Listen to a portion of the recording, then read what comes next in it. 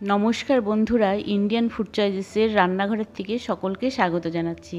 আজ আমি আপনাদের জন্য নিয়ে এসেছি মূলো শাকের পিঠালির রেসিপি, যেটা কিনা আমি মাছের মাথা দিয়ে করেছি। আশা করছি রেসিপিটা আপনাদের সকলের কাছে ভালো লাগবে। যদি ভালো লেগে থাকে তবে অবশ্যই চ্যানেলটিকে সাবস্ক্রাইব করবেন। তাহলে চলুন দেখে নেওয়া যাক আজকের রেসিপি আমি কিভাবে তৈরি করছি।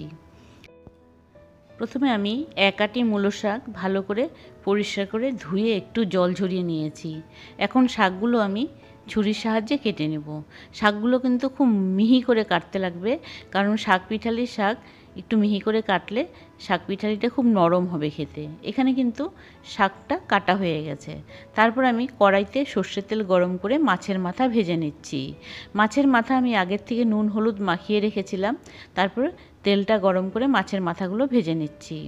মাছের মাথা কিন্তু উল্টিয়ে পাল্টিয়ে ভালো করে ভেজে নিয়েছি। এবার কড়াইয়ের থেকে তুলে নিচ্ছি।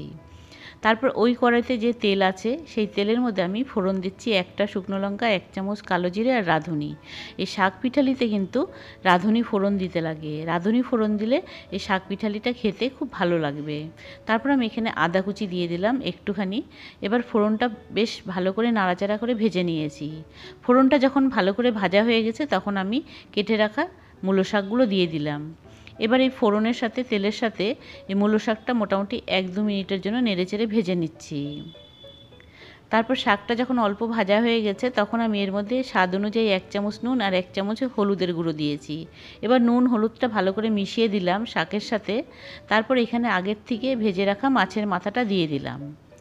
এবার মাছের মাথা দিয়ে শাকটাকে আরও মোটামুটি 4-5 মিনিটের জন্য ভালো করে ভেজে নিতে লাগবে। তারপর এখানে আমি 3টে চেরা কাঁচা লঙ্কা দিয়ে দিলাম। ঝালটা একটু কম রেখেছি। তারপর আমি এখানে একটা শাক পিঠালির জন্য একটা ব্যাটার বানিয়ে নেব। এখানে 1 চামচ চালের গুঁড়ো নিয়েছি আর 1 চামচ জিরের গুঁড়ো নিয়েছি।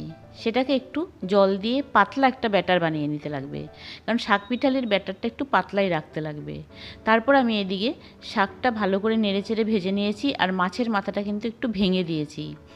তারপর যখন শাকটা ভাজা হয়ে যাবে তখন আমি এর মধ্যে যে একটা চালের গুঁড়োর ব্যাটার করেছিলাম সেই ব্যাটারটা একটু পাতলা করেই করেছি, সেটা দিয়ে দিলাম। এবার শাকের সাথে এই চালের গুঁড়োর ব্যাটারটা খুব ভালো করে মিশিয়ে দিয়ে মোটামুটি ভালো করে নেড়েচেড়ে একটু ভেজে নিতে লাগবে। আর এই জলটা আছে সেটা সম্পূর্ণ শুকিয়ে ফেলতে লাগবে। দেখুন এই জলটা কিন্তু মোটামুটি আমি ভালো করে শুকিয়ে ফেলেছি, আর একটু শুকিয়ে ফেলতে লাগবে। এই শাক পিঠালিটা যদি একটু শুকনো শুকনো ভাজা ভাজা হয় তবে কিন্তু খেতে খুব ভালো লাগে, বা এরকম অবস্থায় নামিয়ে ফেললে হয়ে যাবে। কিন্তু আমি আর একটু শুকনো করে রেখেছি। আমার এই শাক পিঠালি কিন্তু সবসময় একটু শুকনো শুকনো ভাজা ভাজা করে আমি রান্না করে থাকি। এরকম করে রান্না করলে কিন্তু খেতে খুব ভালো লাগে। দেখুন আজকের এই শাক পিঠালির রেসিপিটা কিন্তু এখানেই হয়ে গেছে। এবার গ্যাসের ফ্লেমটা বন্ধ করে দিয়ে আমি অন্য একটা প্লেটে নামিয়ে নিচ্ছি। তা আজকের কিন্তু এই শাক পিঠালির রেসিপি আমার এখানে হয়ে গেছে, যেটা কিনা আমি মূলো শাক দিয়ে করেছি। এই রকম শাক পিঠালি পালং শাক দিয়ে বা মটর শাক দিয়েও খাওয়া যায়, কিন্তু মূলো শাক দিয়েও একবার রান্না করে খেয়ে দেখবেন, খুব ভালো লাগবে। এইভাবে মূলো শাকের পিঠালি অবশ্যই রান্না করবেন। আমি যেভাবে রান্না করেছি খুব ভালো করে শাকটা একটু নেড়েচেড়ে ভেজে নেবেন, তবে কিন্তু যে মূলো শাকের একটু তেতো ভাব থাকে সেই তেতো ভাবটা কমে যাবে। আশা করছি এই রেসিপিটা আপনাদের সকলের কাছে ভালো লেগেছে।